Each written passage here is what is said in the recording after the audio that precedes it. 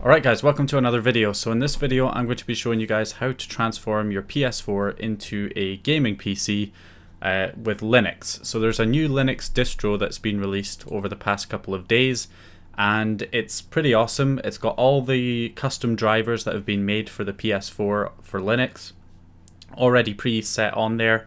So it's got like audio over HDMI support, Wi-Fi support, Bluetooth support, GPU acceleration support, and OpenGL support. So it's got all that stuff built in, plus emulators and Steam, and just all that stuff is already in there. And yeah, it's great, and it's really pretty simple to install as well. Okay, so first of all, you're going to need the bootloader and the Linux distro itself, which will be linked in the description. You want to go ahead and get a USB stick that is formatted in FAT32 format. Make sure it's a large USB stick, at least over 10 gigs, and right click and format it in FAT32 format if you have the option. If you don't have the option to format it in FAT32, then you'll have to download a proprietary formatting tool. Personally, I like to use Aomi Partition Assistant, which is free and will also be linked in the description. So with this, you just right click on the USB drive, you go to Format Partition, and then you select FAT32 as the file format, and then you have to click Apply in the top left hand corner. You also want to make sure that it's set in MBR, not GPT partition table. Okay, so once it's formatted, we can go back onto the USB stick, make sure it's now in FAT32 format, and then copy all three of these files onto the root of the USB stick. Now make sure that you are downloading the ones that are in the description, especially the bootloader files need to be the ones in the description, because these are the new ones that support all the models of PS4 as far as I'm aware. The reason I haven't done a video on Linux on 5.05 up until this point is because the previous bootloader files didn't support my model of PS4, so it would always just black screen for me. But this is a new updated version that will work, or is supposed to work at least, on all the models of PS4 that exist as far as I'm aware. Okay, so once it's copied over, you want to go ahead and just plug it into the PS4. So basically I recommend having a USB hub so that you can connect up a mouse and keyboard, because you are going to be running, a computer operating system. It can be used without that though. There is only 2 USB ports available in the PS4, of course, so one is occupied by the USB, leaving you only one other port available. So you need to plug a USB keyboard into that port at least. If you have a USB hub, I just got this cheap one off Amazon, Amazon Basics. It's just a USB 2 hub. I got USB 2 because it wouldn't require any kind of drivers or anything like that for it to work. So if you just get a cheap USB hub, then you can connect more devices: keyboard, mouse, PS4 controller. But right now, if you only have the 2 USB ports available, or 1 USB port available at the moment, then plug in your USB keyboard into the PS4 right now. Then we're going to go to the internet browser, and we need to go to a separate website. So we're going to go to https://psxita.it/linux-loader. Go to that website. Again, I'll link it in the description. And we click go. And there'll be messages about certificates. Just say yes until eventually it starts loading the payload. Okay, and it'll say done. Now nothing will seem to happen for a while, so you have to wait about 6 or 7 seconds, and then it will switch to a black screen. There we go. And this is it booting into Linux right now. So when it prompts you to type something in, you want to type in exec for execute, then install dash psxitarch.sh, and that is basically the install script for the operating system, for the distro. So we're just going to press enter, and then it will seem like it's stuck here for a little bit. Okay, so here we go. As you can see, after a couple minutes it starts displaying a lot more, and then you get all of these files showing up. and it's basically copying all of these. Now I should also say that you shouldn't have to worry about your PS4 being overwritten or anything like that. I know that's something that people freak out over. It doesn't overwrite anything on the hard drive. What it'll do is it'll install the files to the USB drive. It creates a separate partition on your USB drive, and it uses that partition on your USB as the primary storage device for the operating system, so it doesn't interfere with your actual PS4's hard drive and all the stuff that's on there. This is a long process. This will take about 25 to 30 minutes. That's the general estimation. Don't worry, you don't have to do this every time you want to boot Linux. This is just for the initial installation, the first time you do this. Okay, so eventually it'll either boot up after that half an hour of copying files. It will either boot up directly into the operating system, or you'll get another prompt to enter something on the keyboard. So what you're going to want to do if that happens, like it has for me, then you want to type in exec for execute, and then start dash psxitarch.sh for script. So enter that command and just press enter, and again wait a little bit, hopefully not too long, and it should start booting into the operating system. Okay, so here we go. It's starting to boot now, I believe. Come on, any second now we should see it. Yep, there we go. There we go. It's booted up into the operating system. Finally. So at this point you can basically unplug the USB keyboard if you're not using a USB hub, and plug in your PS4 controller, because if you plug in your PS4 controller, you can actually use the touchpad on the PS4 controller as a mouse. So you can use that to control the mouse, and then you can, if you're just trying to run emulators or something, you can run one of the emulators or one of the games, and they're pretty set up to work with the PS4 controller as well, without needing a USB mouse or keyboard. But obviously if you have a USB hub, it's a lot better, because then you can actually use the mouse or keyboard properly. So right now everything seems to be running absolutely fine. Just run a file manager, make sure. Yep, it's all running okay, but the first thing you want to do actually is reboot the system. And the reason you want to do that is because it can sometimes not load all the drivers correctly the first time it boots up. I had an issue before where everything was very laggy. So yeah, if that happens, it's a good idea just in general to reboot. So you can actually turn off the PS4 from here, or return to Orbis OS. Now when you click return to Orbis OS, that will basically just do a restart on the PS4. So it'll shut down the Linux operating system, but then it will boot you back into the normal PlayStation 4 operating system, which is Orbis OS. So there you go, you can see we get the PlayStation logo. Okay, so now the system's rebooted, you can see everything is still here. All our stuff is still here right now. And now we can go to the internet browser and boot back into Linux again. And this time it will boot up a lot faster because it doesn't have to reinstall it, it's already installed. So I'm going to type in here, and I can actually, I can use my keyboard because it's still plugged in. So I'm going to do https://psxitar.it/linux-loader. Now, the second time you do this, you can actually, there's another payload you can run. If you add -vram3, it will actually run a payload that utilizes more of the PS4's video memory. It will use 3 gigs instead of the normal 2, which will give you potentially better performance in games. But when you first do the initial install, you need to run the normal one, not the VRAM3 version. But once it's installed, the next time you boot it up, you can run with 3 gigs of VRAM with this payload. Let's go ahead and do that. So enter, and yes for the certificates, and let it run the payload. And then everything should just happen the same as with the normal one, except we'll hopefully have more video RAM available. So yeah, wait a few seconds and we should get black screen any second now. There we go. And you'll see how different it is this time, because it shouldn't actually ask us for any keyboard inputs this time. It should just, you'll get the white text on screen, and then it'll boot straight into the operating system. So the first thing you're going to want to do in here is actually set the audio. this is kind of a problem I've noticed. Make sure this is set to 100% if you want audio and HDMI is selected, and then go to playback. This is defaultly set to 0 for some reason, so set this to 100. But yeah, so make sure you do that if that's an issue. Okay, so now that we've rebooted, we should have full access to the operating system now to take full advantage of it. So we can now click up here and we can run a web browser. So it's got a web browser built in, Firefox.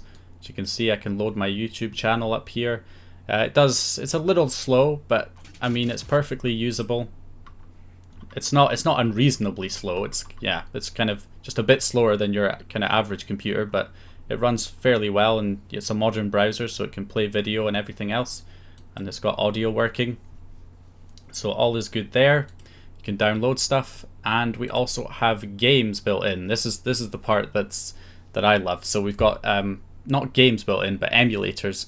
So we've got the Dolphin emulator, we've got a Nintendo 64 emulator, a PlayStation 1 emulator, a PSP emulator, RetroArch, an NES emulator, and Steam built in as well. So really, really awesome. So RetroArch is pretty much the biggest emulator. It's like the god of all emulators at the moment because it has so many different cores built in, so it can run games from all these different systems. If I go to download core, these are all the systems that essentially it can run games for. So you've got arcade games, Atari games, Commodore games, DOS games, you know, Game Boy Advanced, NES, SNES, Sega Master System, Sega Saturn, Sony PlayStation. They have kind of thought of everything, because I noticed that Nintendo 64 games didn't work too well on RetroArch. It was very laggy and pretty much unplayable, and PlayStation 1 games, some ran okay, some didn't run that well. And they've kind of already thought of that because they have separate emulators for those systems built in here, like psxitarch and M64, Muppet 64, which run these games much smoother than RetroArch does. And if you don't even have a mouse and keyboard, you don't have to, because you can use the controller to, you know, browse for the emulator you want, like the Nintendo 64 emulator. And then you need to have some ROMs downloaded though, and then you can go to File, Open ROM, select manually, select one of your ROMs. So I've got Zelda Ocarina of Time. I can load that, and the game loads up just like that. And I can full screen it right here, and I can use the controller to control the game. So I don't need the mouse and keyboard to actually play the game. See, I've got the game right here. I can load it, and there we go, it works. Okay, so as you can see, the game works here quite fine. It says it's running at 60 FPS, but I don't know if that's an active frame counter. And you can, of course, full screen if you actually just double tap or I think you have to maximize it first, but then you can just double tap the touch bar on your controller and it will go into full screen.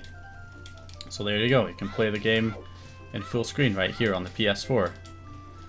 So that's pretty sweet, and it's a well optimized emulator. All the ones that seem to be pre-built in here are well optimized. So let's see, if we go ahead and exit now, we can have a look at another emulator. So we've got the PS1 emulator as well built in here, which I think is pretty awesome because of course we can run PlayStation 2 games natively on the PS4 through its built-in emulation, or that's not native technically, but you know what I mean. And now we can run PS1 games as well. Now if you go to controllers, you may have to do this initially because I think it's set to none by default. You might have to switch it to Sony Computer Entertainment wireless controller in order to use the PS4 controller with it. But from there you can then run any ISOs that you have for any PS1 games. And yeah, there we go. We're running a PS1 game on our PS4 through this Linux operating system, which is pretty sweet. So, and not only that, but this runs surprisingly well. I mean, I've tried running games like Crash Bandicoot on a jailbroken Nintendo Switch through Laka and RetroArch emulator there, and it runs like, I wouldn't say like crap. I mean, it can run, but the quality's terrible, and it definitely drops frames quite a lot when you're running on that kind of system. And especially RetroArch on the Nintendo Switch is very laggy trying to run this game. So Compared to that, this runs so much better. I mean, it hardly ever drops frames as far as I'm aware. It's perfectly smooth, and you can see that once we actually load into a game here, so I can actually start moving around, you'll be able to see just how smooth it is. So yep, there we go, I can start moving. So as you can see, there's no real noticeable drop in frame rate as far as I can tell. Again, I'm not sure if that frame counter in the top left is actually, you know, accurate or changing. But we load into a level and it runs perfectly smoothly compared to, you know, the Nintendo Switch Jailbreak, which can't run this very well at all. And you can tell that, or at least I can tell that, you know, it's got other improvements made to the quality, such as anti-aliasing and improved color depth and stuff like that. And even with those things added on, it still runs perfectly smoothly, as far as I can tell. Like, I'm really not noticing much slowdown, if any, at all. And we are running on the 3 gigabytes of VRAM version, though. You may suffer a little bit if you run on the 2 gigabyte VRAM version. I'm not sure how much of a difference that actually makes, but that remains to be seen. So yeah, awesome. We can run all these different games on our PS4 now through all these emulators that are built into this operating system. So now let's move on to the icing on the cake. I'm not going to go over the PSP or the SNES emulators. I think I've kind of drive that point home enough now. So what I'm going to do is show you guys the icing on the cake, the big one, which is that we can actually run full-on PC games on our PS4 now through Steam. Steam runs, and then these are just certain, obviously it can only run games that are supported on Linux, let's be clear, and it's not going to be able to run the latest, best AAA games that are available. Of course, you're not going to run The Witcher 3's probably not going to run, if that's even supported on Linux, and, you know, other games, but sort of games that are not too demanding, it can run smoothly enough. So, you know, of course, older games like this, like Left 4 Dead 2, which is 2009, games like CSGO, real-time strategy games, card games, you know, League of Legends will probably run on it, stuff like that, it can handle. But you're not going to be able to run, you know, insanely, like like Red Dead Redemption 2 or something like that, even though that's not available on PC yet, but you get the point. It's only going to be able to run older kind of PC games. Okay, so here we go, we're in. So let's just play campaign, single player offline. Of course I can play online. That's the other thing. Who says you can't play online on your jailbroken PS4? Technically you can play online through Steam on your PS4 on Linux. Because yeah, I'm just signed into my Steam account, so I could easily just play online through Steam. Alright, here we go. I brought up the frame rate counter there in the bottom right hand corner, so you can see how it's kind of handling it.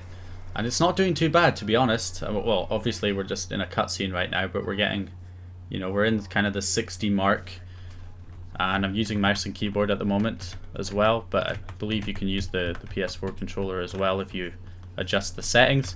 But yeah, as you can see, this seems to be running fairly well. We're at 60 frames per second. But once we start killing some zombies, we're probably going to go down a little bit here. Yeah, what are we at now? 37, 45. I mean, it's kind of like a low-end gaming PC, basically. And not only that, but I can run PlayStation exclusives as well as PC games. Which even the top tier, best possible computer with a like 2080 Ti graphics card is not going to be able to run God of War or Horizon Zero Dawn. But I can run those games as well as these PC games as well. So there's a point for the PS4 right there. Alright, so yeah, it's totally playable though. I mean, it is dropping a little bit, as you can see.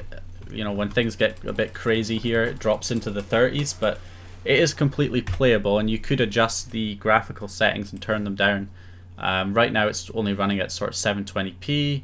I mean, let's see how bad it is if I go up to like 1080p native, or well, let's just use the recommended settings. Let's see what we get there. I was a lot of trouble changing the graphics settings. Okay, there we go, return to game. So now we're at 1080p using recommended settings, and now we're sort of averaging 40-ish frames per second. Any zombos? Oh, here's some zombos. We're gonna get 40, 42, 30. It's actually not changed that much, even though we've gone up to 1080p resolution and recommended settings, which are higher than what we were running before. So yeah, definitely totally playable. Obviously, more demanding games are going to be a lot laggier, but you can play PC games on your PS4. Like, what the hell is going on? So yeah, that's basically it, guys. It's great, it's fantastic. Please do this on your PS4, give it a try, because it's the coolest thing I've seen for jailbroken PS4s in a long time, because I haven't been able to run Linux because the Linux loader wasn't supported on my model of PS4 for the longest amount of time. So while all these little improvements were being made to Linux, all these drivers that were being custom made and stuff like that, and you know, this PC support, like being able to run PC games and everything, all that kind of passed me by because I couldn't run Linux. The Linux loader was not supported. It would just black screen for me until recently. We've got, you know, this new Linux loader that now works on pretty much all the fat models, I believe. Supposed to work on slims, might have some issues with PS4 Pros, I'm not sure, but again, at least give it a try. Hopefully it'll work for you, because it's incredibly impressive. And the fact that once you're done, you just click here, you return to Orbis OS, and then you boot straight back into the PS4's operating system. And then you want to go back on Linux, load the Linux loader, wait about a minute, and boom, you're back into this Linux operating system again. It's fantastic, really impressive. Like, props to the guys who built this distro, and to all the people who have been working on making custom drivers for the PS4 for Linux. It is outstandingly impressive, and you know, I tip my hat to you guys. It's amazing. So anyway, thank you all for watching. I hope you guys enjoyed the video or found the information useful. If you did, go ahead and leave a like and subscribe, and I will hopefully see you guys in the next video.